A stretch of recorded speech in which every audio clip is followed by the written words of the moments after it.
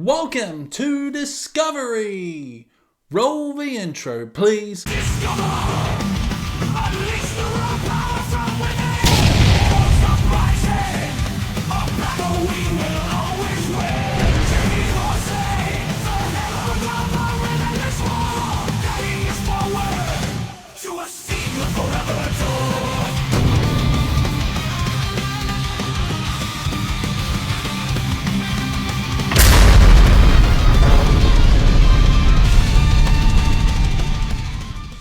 Welcome to another episode of Discovery. We had some good releases this week. It'll be a shorter episode this week as I'm pretty busy outside YouTube. So before I start, pop your favorite discoveries down below and let's start. First up on Discovery is the US band Nachtmystium and their new album Blight Privilege, set to release on November 1st through Lupus Lounge. Wow. What a way to kick off this episode with such an impressive album. I thoroughly enjoyed this record from start to finish. This is melodic black metal at its best, in my opinion. Well, not at its best, but at its finest, with terrific songwriting that caught my attention immediately. The lead guitars and thunderous percussion throughout Blight Privilege create a captivating soundscape. The opening track, Survivor's Remorse, is probably my favorite from the album, thanks to its infectious riffs, Blake Judd's aggressive vocals, and that memorable keyboard melody that lingers long after the song ends.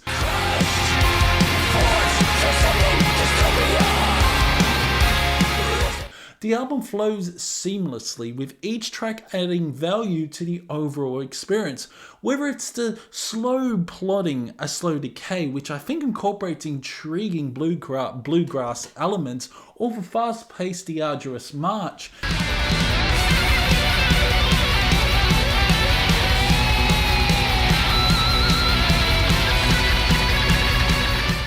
Every song stands out, making Blight Privilege a unique offering for 2024. Although I feel that some people would say that the Blight Privilege is more of a safe record. I disagree. I remember browsing for new releases to feature in this Discovery episode when I stumbled upon the album cover. The album cover, striking image of a demon holding flowers. I thought, yep, I need to listen to this right away, and I was not disappointed. This isn't your typical black metal album. It's different and experimental, blending various elements including touch of melodic death metal. The result is a very enjoyable listening experience to your ears. Interestingly, this band is reportedly a one-man band with Blake Judd as the mastermind behind it all. The music is melodic, rhythmic, and downright friggin' catchy in parts. Predator Phoenix stands out as a fantastic track.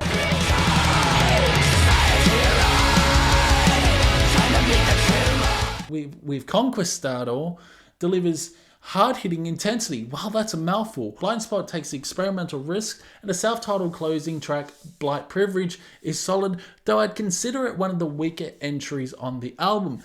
But it's still good, but not as impactful as the others. Overall, I found this to be a solid release from Nachtmystium.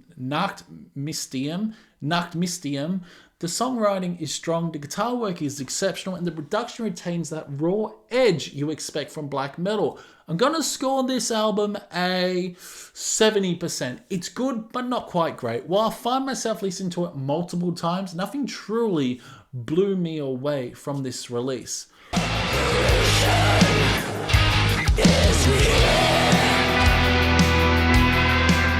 Honestly, this album should have been released just in time for Halloween because it's steeped in horror-fueled atmosphere.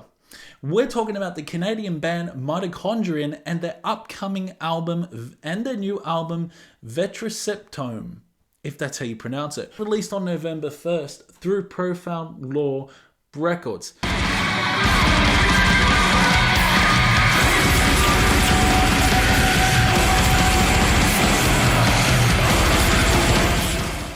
This is some intense blackened death metal, leaning more heavily towards the death metal side than black metal. The guttural and intense vocals are complemented by frantic guitar tremolos, intricate solos, and unusual drum patterns that veer toward polyrhythmic chaos. Polyrhythmic chaos, enhancing the album's menacing atmosphere. Each song seamlessly blends into the next, creating a sense of fear at times. Feels like this album is a sprawling and a nightmarish composition. And did I mention that it runs for a staggering 85 minutes?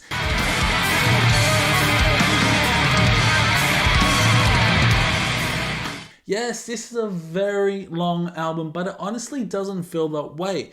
The album's length is justified by its creative and immersive tracks, delivering a formidable slab of death metal infused with black metal elements. Mitochondrion's sound is experimental, featuring avant-garde sections that feel like a descent into madness. It's like being trapped in a chaotic vortex where demonic vocal tones twist your senses, pulling you deeper into the horror.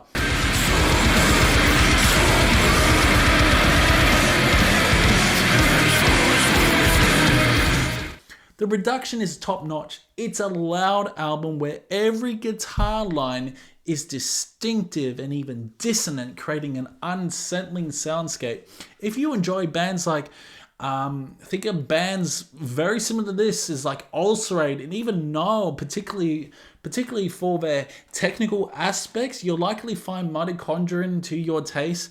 This is a chaotic album from start to finish, offering no respite until the final moments of Æternum, if that's how you pronounce it. God, why do bands make songs and albums so hard to pronounce? Now, Æternum features wailing, eerie guitars, roaring solos, and relentless drumming. You need to listen to this album in its entirety, as it feels like one continuous song stretching across 85 minutes.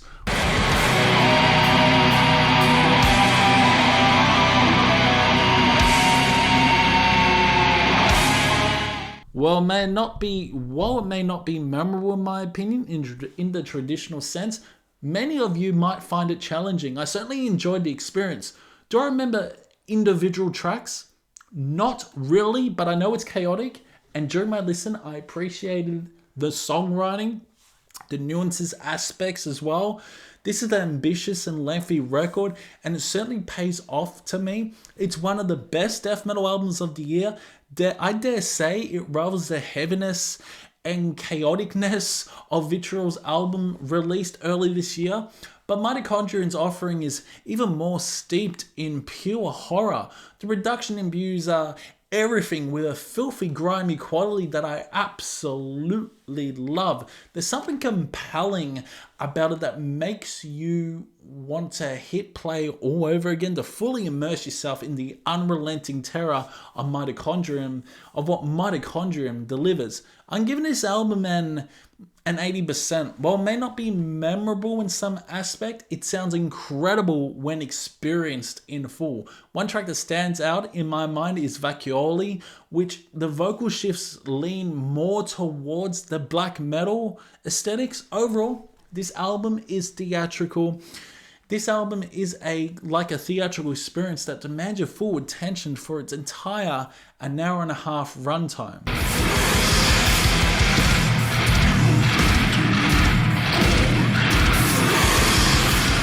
Okay, so next up on Discovery is the Swedish power metal band Brothers of Metal and a new album Fimbulvinter, which was released on November 1st through AFM Records.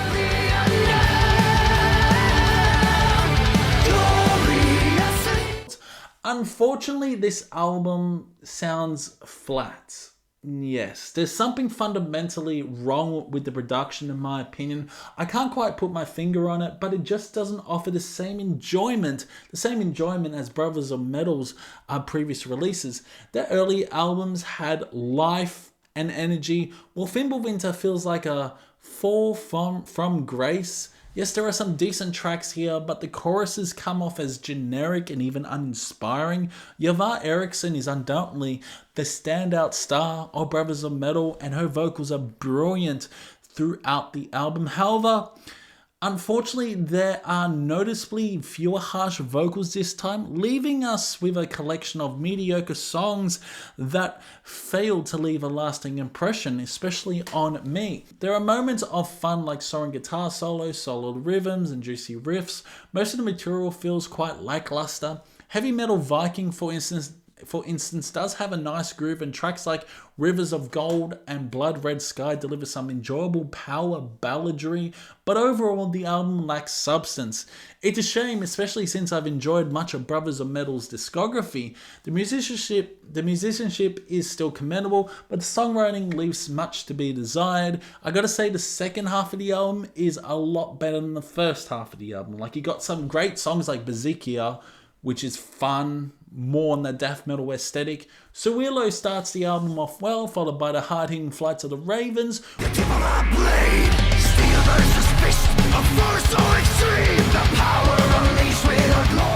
which showcases Eriksson's soaring vocals, but much of the album tends to blend into forgettable territory in my opinion. Their sound unfortunately feels tired, and the production exasperates the issue. The entire album sounds flat for some reason. I don't know why it sounds so flat, which is in my opinion a significant problem. If the production had been more vibrant with enhanced drums and instrumentals pushed high in the mix, while Yavar Eriksson's vocals should have been brought down just a notch, it could have made a world of difference. Overall, Fimbulvinter, not the satanic War Master Fimbulvinter, this album's fine, but it's ultimately disappointing. I'm scoring this right down the middle at 50%. It's a mediocre album, no truly bad moments, just a lot of forgettable ones. When we fall, we are all prepared to die. When our time has come and our blood... Shifting to black metal, the Dutch band Asgrauw has released their 5th studio album, Oorsprong, independently on October 31st.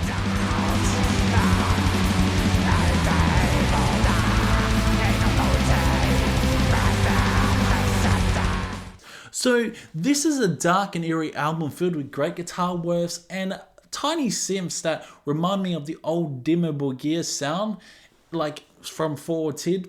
It's an experimental journey from start to finish, running around 45 minutes and often sounding quite chaotic.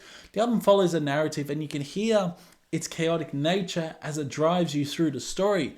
The vocals are a mixed bag. While they are good, I feel they don't fully do justice to the impressive instrumentals at play.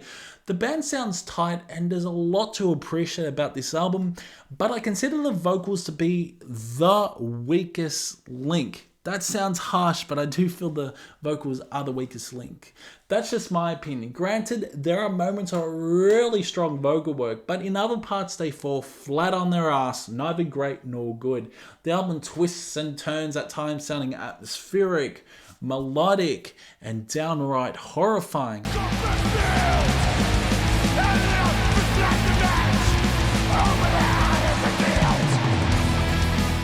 I appreciate the production, particularly the tremolo picking, the solid guitar solos, and the drumming, which features some interesting odd time signatures that catch you even off guard.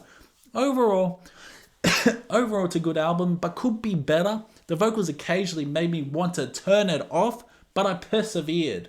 I'm scoring this around 65%. There's some peculiar elements in the black metal sound, but I really like the songwriting on this album, so 65% is what it's getting.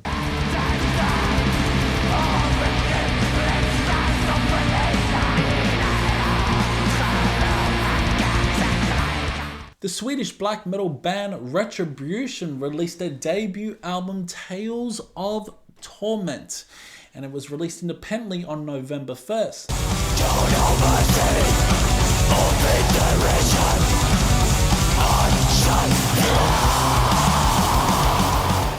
So this is a solid black metal album featuring meaty riffs, off the bone melodic hooks, and fiercely vicious vocals. I really enjoyed this album from start to finish. It's a lot better than the other album I just mentioned, as it showcases excellent songwriting with unpredictable moments and intense passages. Tales of Torment is a strong melodic black metal offering, and the guitar work is undoubtedly the star of the show. The gnarly black metal vocals are complemented by impressive drumming, resulting in some truly memorable tracks. The production is very good. While some parts may sound a bit polished, there remains a raw quality to the album that I appreciate. Each track is fast-paced and high-octane, making for a fun listen that runs around 40 minutes.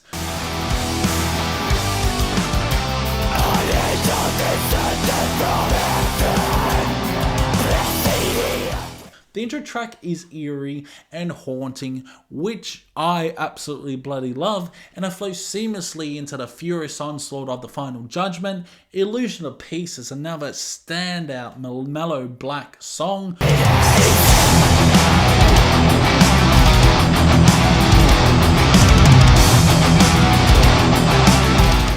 With excellent guitar leads. Tormented Souls plays with tempo shifts while still delivering hard-hitting blackened vocals. The outstanding tremolo picking on the final track, Staring Into the Void, serves as a powerful closer featuring intense black metal with some meaty riffs.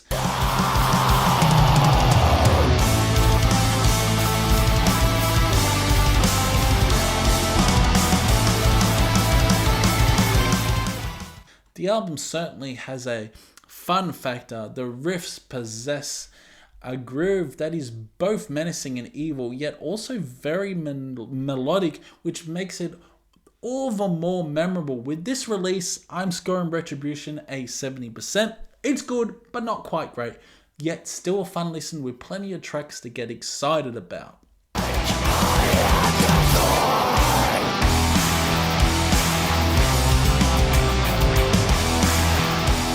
And now, our main event for this discovery is the Swedish band Tribulation and their enigmatic new album, Rosa in Æternum, released November 1st through Century Media Records.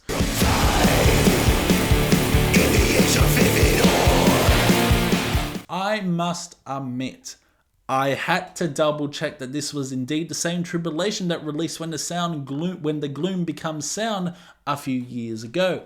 The moment I heard the opening track, The Unrelenting Choir, I thought Apple Music was swerving me. I thought it was a mistake. This didn't sound like Tribulation at all. It carries a haunting gothic vibe, and the clean vocals took me by surprise, leaving me to wonder what the hell is going on.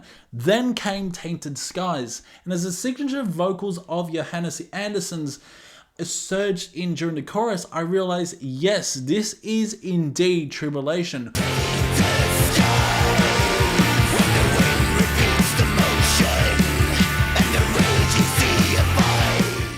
What they have crafted is nothing short of outstanding. They have completely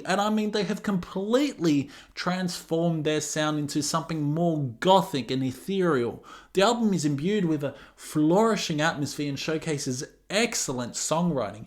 If you're expecting the black and death metal that characterized their earlier work, you might find yourself disappointed, as much of this album leads heavily into the gothic and even doom metal elements, drawing comparisons to legends like Paradise Lost and even My Dying Bride, yet the signature blackened vocals still emerge on tracks like Tainted Love and Time and the Vivid Awe, which stands out as one of my favorite songs on the album. Saturn Coming Down Tonight is an unpredictable...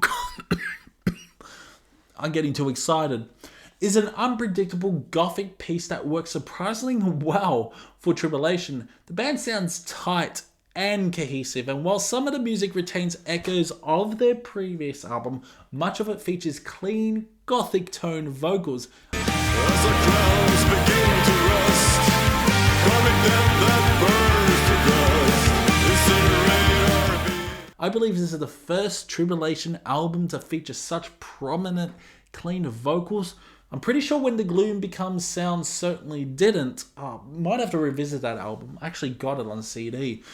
but I don't think they had clean vocals. I know the harsh vocals were more prominent and you could understand what he was saying, but I don't think they had clean vocals. I generally enjoyed this album, teetering on the edge of love, as it presents a radical departure from anything else in Tribulation's discography.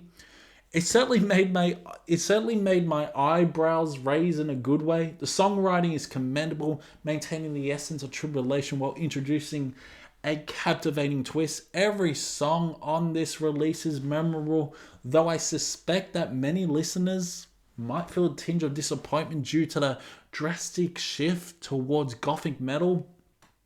Some tracks on this album still pack a punch, while others embrace a softer yet heavy sound such as Hungry Waters and Murder in Red. The guitar work, as always, is stellar. This album is no exception. I thoroughly enjoyed this one and I lean toward scoring it an 85%. This album truly blew me away. Never before have I found myself questioning whether I was listening to the same band or a completely different band. Their transformation into the realms of goth and doom music is both bold and refreshing. However, Poison Pages, while good, feels like the weakest track on the album, presents an intriguing yet subdued way to conclude Sub Rosa in Æternum. Great shadow, we'll see you coming down and enter sacred space. So guys, that's it for Discovery. I hope you guys did enjoy it. A little bit of shorter episode this week, but there were some really good albums. Tribulation is like one of my favorite albums of the year. I can't believe I'm going to say that, but I absolutely love what Tribulation is doing. I love all the albums, and Sub Rosa in Æternum is such a completely... They've thrown us a swerve, but the swerve is in such a good way. Let me know if you enjoyed that album. Let me know what you thought about Discovery this week. It's been fun, and I'll see you in the next one.